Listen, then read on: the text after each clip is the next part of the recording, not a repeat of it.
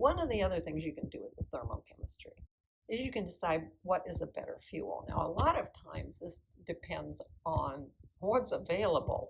We've got to be very practical. But sometimes you're going to look at it and say, maybe it depends on how much space it takes up because you have only a limited space that you can store it. Or sometimes it's a matter of how much does it weigh because you have to take it with you, and the more it weighs, then the less good it is as a fuel. So for example, if somebody just came along and said, which of these is a better fuel? Well, your first impression would be on a mole by mole basis that this would be the better fuel because it has more value that's being given to the surroundings compared to this one. However, if you decide, hey, I want to do it on the basis of how many grams it weighs, this clearly is going to weigh more because there's 3 carbons, there's only 1 here.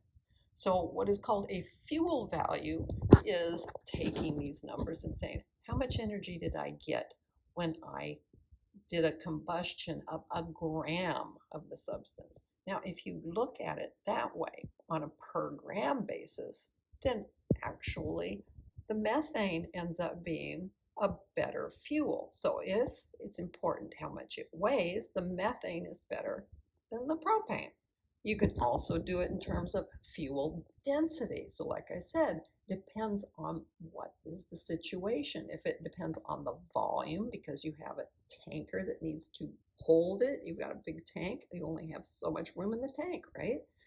You can do it in terms of fuel density. So you could do it based on the density, not simply the mass, because we want to look at the volume. And food is how we fuel ourselves. The energy is released in a very similar fashion to combustion reactions. And when you go and see, like, I turn over my candy bar and I look at the ridiculous number of calories in it, right?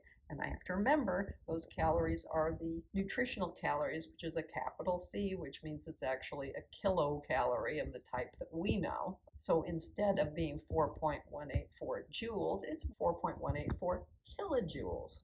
And they do that by simply taking the food, putting it in one of those bomb calorimeters, and burning it. Now, this is sometimes it's not as accurate for a living system as it could be, because you don't operate the same way a bomb calorimeter does. For instance, if you take peanuts and you take peanut butter, the peanut butter is already completely broken apart into very, very small particles. You don't even notice they're particles at this point because it looks just creamy, right? And you eat it. It's already broken up very well so that you can digest it fully. If you eat the peanuts and crunch them up in your teeth, well, first of all, you are using energy to crunch them in your teeth. And if you're like me, you probably don't crunch them up as much as you should, which means when they get in your stomach, there's still little pellets left. And your stomach may not digest the entire pellet, which means that you aren't getting all the energy out of it that you would have. So when we talk about calories, it's an imperfect science, but it's based on if you completely manage to digest it, that's how many calories would be in it. All right, and this is the slide that I really like to point out to people. If you recycle nothing else in this world, please recycle aluminum. All right.